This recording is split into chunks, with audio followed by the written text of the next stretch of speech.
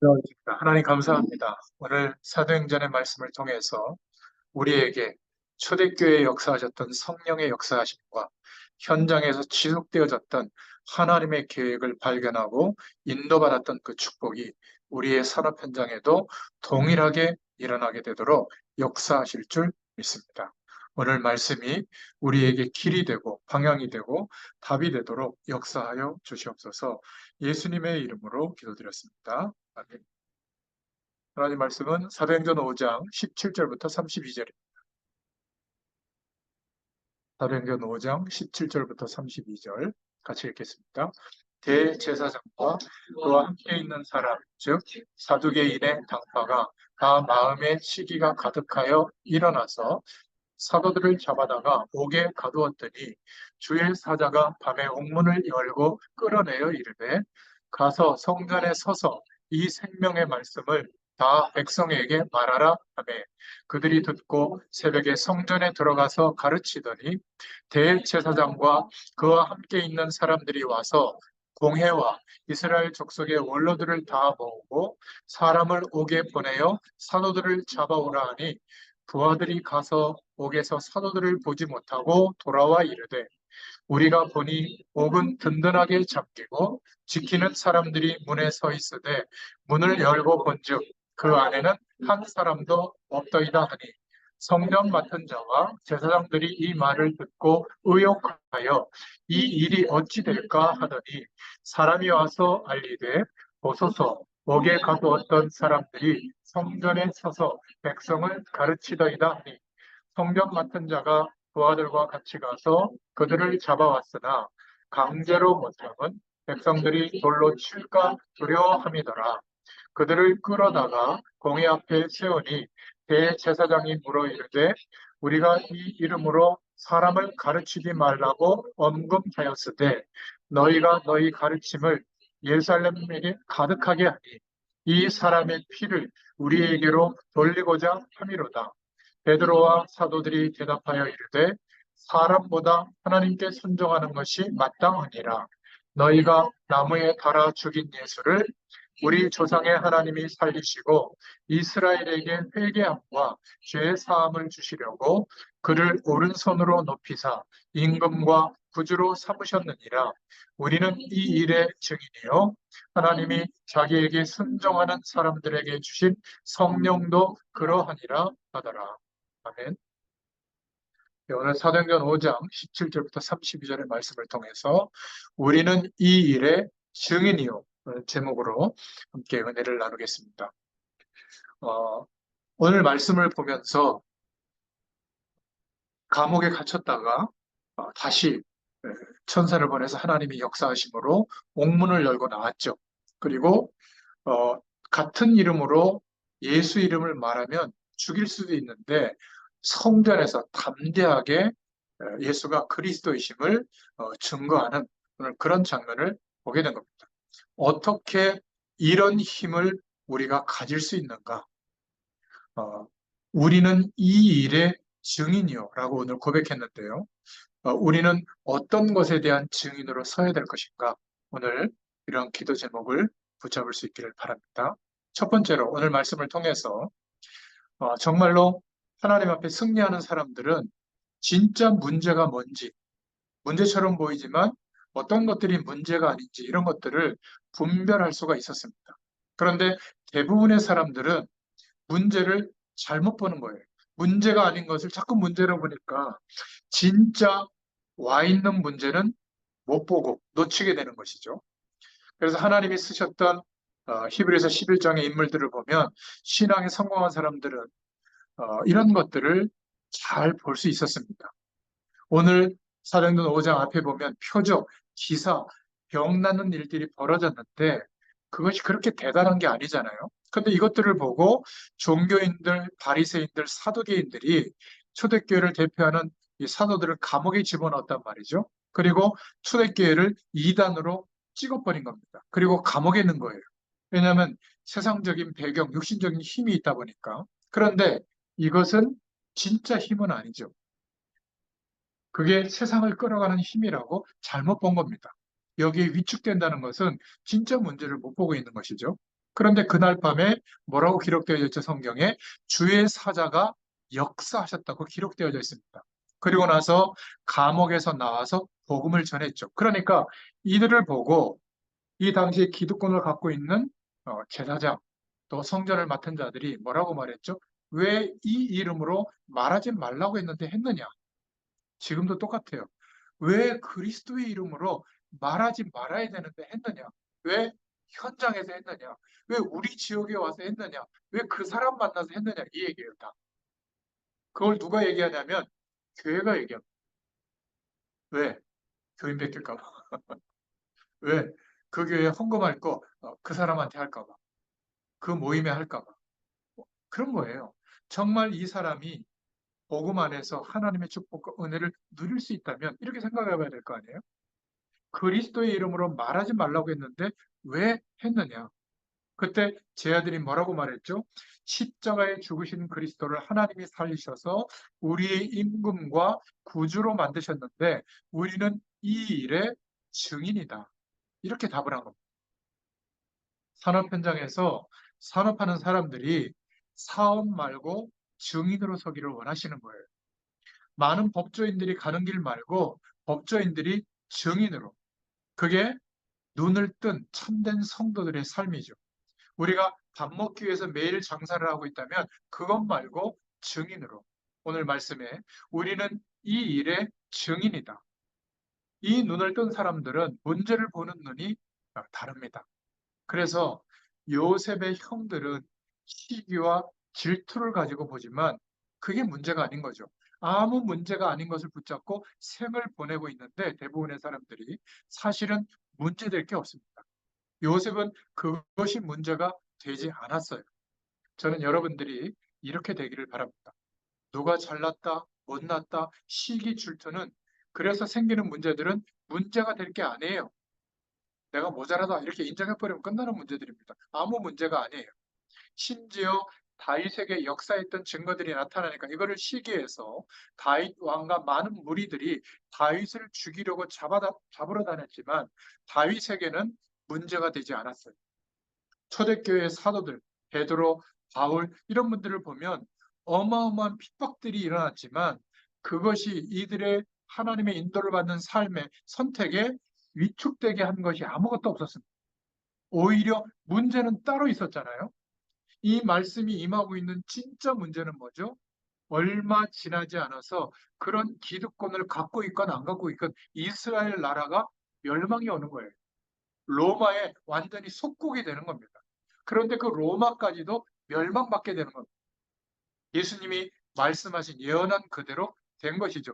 이 진짜 문제는 안 보이는 거예요. 그러니까 눈앞에 있는 그거 가지고 그냥 막 계속 대립하고 있는 겁니다. 그래서 문제가 아닌 것을 분별해라. 영적인 힘이 없으면 아무리 대단한 힘을 가지고 있는 것처럼 보여도 일 중심으로 대단한 성공이 오는 것처럼 보여도 얼마 가지 않아서 무너지게 되는 겁니다. 이게 너무나 많이 지금 현장에 보이고 있잖아요. 그렇지 않습니까? 어쩌면 그런 것들을 기자들이 뽑아가지고 뉴스를 막 이렇게 내보내는지 참 대단한 것 같아요. 그러니까 어, 바리새인들의 진짜 문제는 뭐냐? 사실은 영적인 힘이 없는 겁니다. 경건의 노력은 무지하게 하는데 영적인 힘이 없어요. 우리는 문제가 무엇인지를 보고 영적인 힘을 가지고 있어야 될 줄로 믿습니다. 우리에게는 이런 일 저런 일이 앞으로도 있을 텐데 아무런 문제가 되지 않습니다. 왜? 하나님이 함께 계시기 때문에. 욕을 먹기도 하고 핍박을 받기도 할 것이지만 문제가 될 것이 없다. 진짜 문제는 영적인 힘이 없는 게 문제구나. 이것을 초대교회가 본 거예요. 여러분들이 이 중요한 문제를 볼 수 있기를 바랍니다. 더군다나 이스라엘의 미래, 다가올 미래가 더 큰 문제잖아요. 그래서 예수님이 십자가를 지고 가는데 여자들이 따라오면서 막 우는 거예요. 예수님이 막 죽으신다고. 십자가형을 당한다고. 그때 예수님이 돌아보시면서 중요한 말씀을 남기셨죠. 뭐라고 남기셨죠? 너희들은 나를 위해서 울지 말고 너의 자녀들을 위해서 울어라. 그게 무슨 말인지 몰랐던 겁니다. 후대들까지 멸망당할 이스라엘의 멸망이 곧 오는데 진짜 문제가 뭔지를 알고 울어라. 그 문제를 본 사람들은 어떻게 해야 될지 다 승리하게 된 줄로 믿습니다. 그래서 이것을 봤던 영적인 눈을 띄어줬던 초대교회 성도들과 사도들은 뭐라고 말했죠? 큰 두 번째로 우리는 이 일의 증인이다. 우리는 어떤 힘을 가져야 될까요? 무엇에 대한 증인으로 서야 될까요? 무슨 증인이 되어야 하는가? 이게 우리에게 주신 힘인데 무엇의 증인이 되어야 되는가? 내가 직장에서, 산업 현장에서 사회생활을 하는데 우리의 가정에서 증인으로 서야 되지 않겠어요? 나는 하나님의 자녀가 맞는데 무엇의 증인이 되어야 되는가? 굉장히 중요한 질문입니다. 세 가지의 증인이 되어야 될 줄로 믿습니다. 이 땅의 모든 사람들에게 정말 필요한 세 가지가 있는데 그것에 대한 증인으로 우리를 세우신 줄로 믿습니다. 아무리 성공한 사람, 아무리 훌륭한 사람도, 아무리 돈이 많은 사람도 운명, 인간의 운명, 하나님을 떠나서 계속 진행되는 운명 앞에서는 어쩔 수가 없는 겁니다. 그래서 어느 날 자기가 의도하지 않은 시간에 의도하지 않은 문제와 일들이 합쳐져서 재앙이 닥치는 거예요. 이게 반드시 찾아오는 문제예요. 그러니까 아무리 발전된 시스템을 가지고 그 속에서 일하고 살아도 자기에게 찾아오는 영적 문제가 반드시 닥칩니다. 여기에 대한 증인인 거예요. 우리 인생과 세상을 보면서 여기에 대한 증인으로. 그래서 이 답이 없다면 굳이 교회 다닐 이유도 없고 이렇게 말씀 앞에 서야 될 이유가 없는 거죠. 그래서 하나 더 눈을 떠야 되는 게 뭐죠? 인간을 무언가가 붙들고 있다. 이 눈을 떼야 됩니다. 영적인 문제도 안타깝지만 인간을 잡아가고 있는 무언가가 있다. 실수로 사람을 죽이는 게 아니라 일부러 죽이는 사람도 있거든요. 무언가 잡혀서 가고 있는 거예요. 장난삼아 노름하는 게 아니라 계속 노름에 빠져 있고 마약에 중독돼 있고 잡혀가게 하는 그 존재가 있는 겁니다. 이것을 성경만 사단이라고 표현하고 있죠.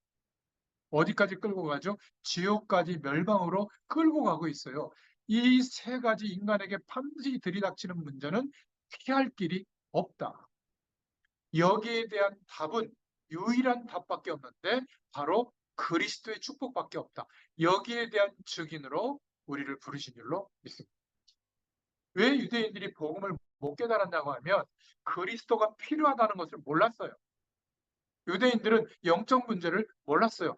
노력하고 최선을 다해서 말씀대로 율법대로 살면 된다고 생각했거든요. 살 수 있다고 믿은 겁니다. 사단 이런 얘기를 하면 아예 인정도 안 했어요. 나중에 영적 문제로 멸망당한다고 하면 무슨 멸망이냐 이렇게 잘 살고 있는데 지금 대부분의 사람들이 이렇게 보고 있거든요. 쉽게 말하면 예수를 믿기 이전에 그리스도가 필요하지 않았던 겁니다. 여러분, 우리가 만나고 있는 사람들에게 바라볼 수 있는 이 눈이 열려져야 될 줄로 믿습니다. 그래서 이 땅에는 그리스도가 진짜 필요한데 모르고 있구나. 이것에 대한 증인으로 우리를 세우신 줄로 믿습니다. 이 눈이 띄어지잖아요. 진짜 힘이 생깁니다. 우리의 산업 현장에서 어떤 면에서는 떠들 필요도 없어요. 여기에 대한 답을 가지고 있다면 모든 전문인들, 사람들이 여기에 다 걸려 있거든요. 그 사람에게 일 속에서 조용히 봉사해주고 우리의 일 속에서 함께 살아가는데 전달되는 겁니다. 이게 다른 불신자들에게 없는 굉장한 힘이에요. 무엇에 대한 증인인가? 이 그리스도가 누구인지에 대한 증인으로 서게 되는 겁니다. 훌륭한 분들이 얼마나 많아요, 세상에. 그죠? 다 필요합니다. 종교도 얼마나 좋은 점이 많습니까? 정신세계가 죽으니까 필요한 것들이 많죠. 그러나 그리스도는 누구냐? 이 인간에게 세상에 들이닥치는 근본적인 절대적인 세 가지 문제를 해결한 예수가 그리스도라는 사실에 대한 이 진리에 대한 증인으로 우리를 부르신 줄로 믿습니다. 그러면 산업 현장에서 적어도 여기에 대한 그리스도에 대한 답을 알려주라는 거예요. 예수가 그리스도시다. 이게 얼마나 중요한 축복인지. 마지막 무엇에 대한 증인으로 서라고요? 지금 부활하신 주님이 지금 만왕의 왕으로 나의 구주로 지금도 살아 역사하시는 지정의를 가진 인격적인 성령으로, 거룩한 영으로 지금도 함께 계시고 역사하고 계신다. 여기에 대한 증인으로 살아가는 겁니다. 임금이라는 말을 착각하면 안 돼요. 세상 임금을 말하는 게 아닙니다. 저와 여러분의 가문과 산업 현장에 역사하고 끝까지 무너뜨리는 사단의 세력을 완전히 깨뜨리신 만왕의 왕 임금이시라 그 말입니다. 우리에게 진짜 가짜 힘이 아니라 진짜 힘을 주시는 구주시다. 여기에 대한 증인. 왜 자꾸 나는 잘 안 된다 이런 얘기를 계속하고 나도 동의하고 있을까요? 진짜 문제를 바로봐야 돼요. 그런 것들이 진짜 문제입니까? 아니에요. 하나님이 주시는 힘이 없는 게 진짜 문제예요. 내가 그런 문제 앞에 굴복하고 있는 게 문제입니다.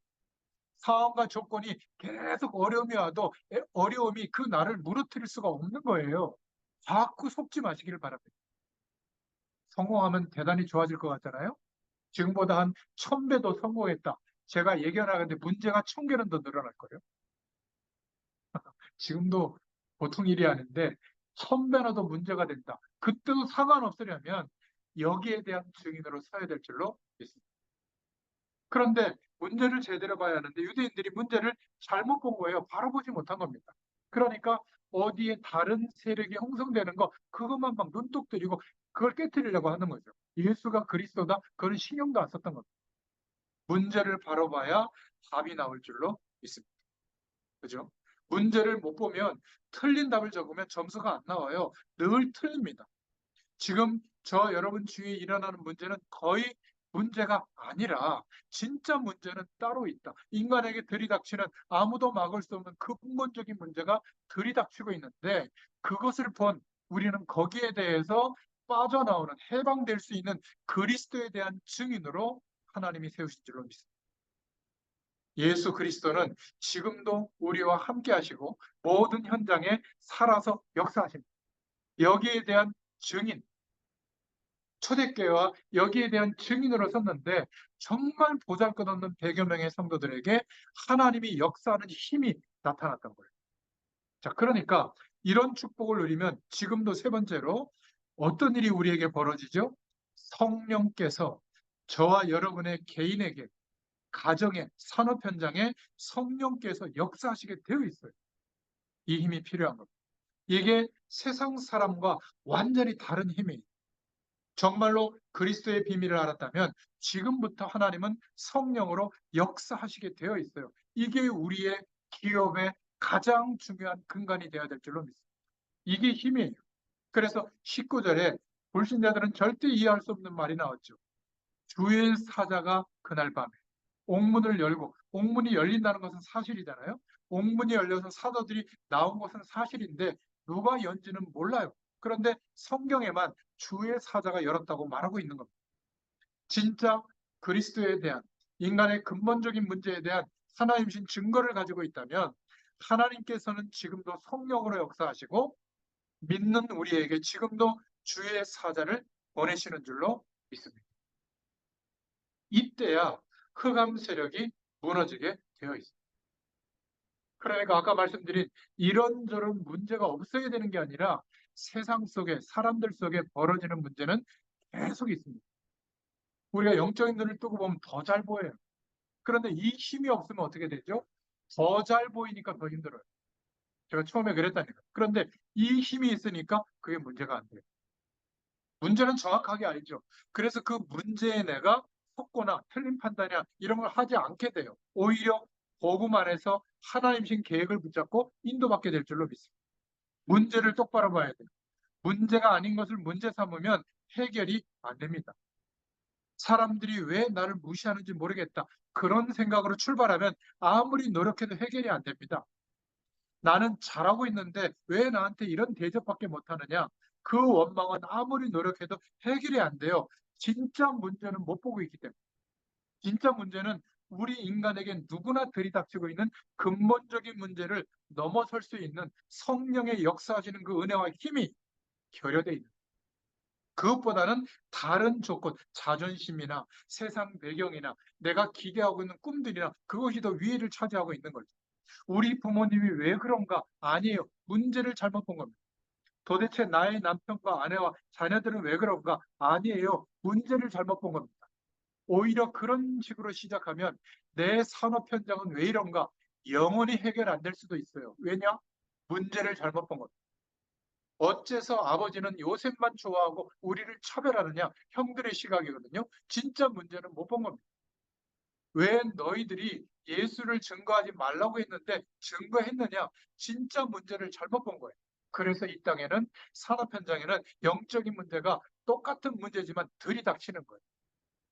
오늘 아무리 벌고 성공하면 뭐 하겠습니까? 행복하지 않은, 안식이 없는데 문제를 잘못 보고 있는 거죠. 그래서 우리를 그리스도의 증인이다. 그리스도가 오셨는데 그 그리스도가 바로 예수님이다. 절대로 속지 않고 지금도 믿으면 지금 하나님의 역사가 일어납니다. 그것에 대한 증인, 이것을 가지고 가야 될 줄로 믿습니다. 일반 사람들은 모르기 때문에 사도 바울은 말하기를 비밀이라고 했어요. 사람이 마땅히 너희를 그리스도의 일꾼이요 하나님의 비밀을 맡은 자로 여길지어다. 하나님이 아니라 누가요? 사람이 마땅히. 사람이 너희들을 볼 때 마땅히 그리스도의 일꾼이요 하나님의 비밀을 맡은 자로 여길지어다.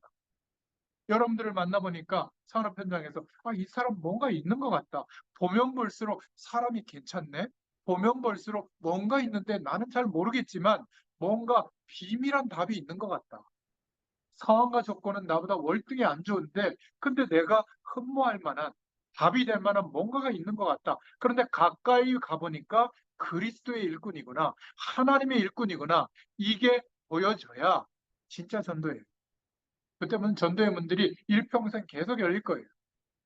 요셉을 가만히 보니까 뭔가 있는 거예요.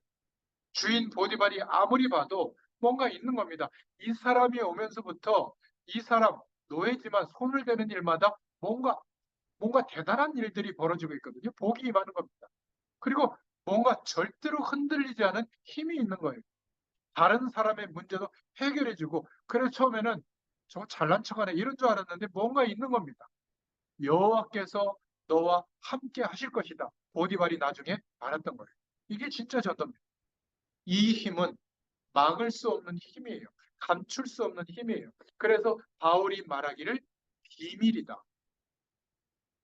어느 정도 은혜를 깨달았냐면 자기가 공부했던 거, 최선을 다했던 거, 형성된 대병, 형성된 어떤 배경들 다 필요 없다고 말할 정도였어요.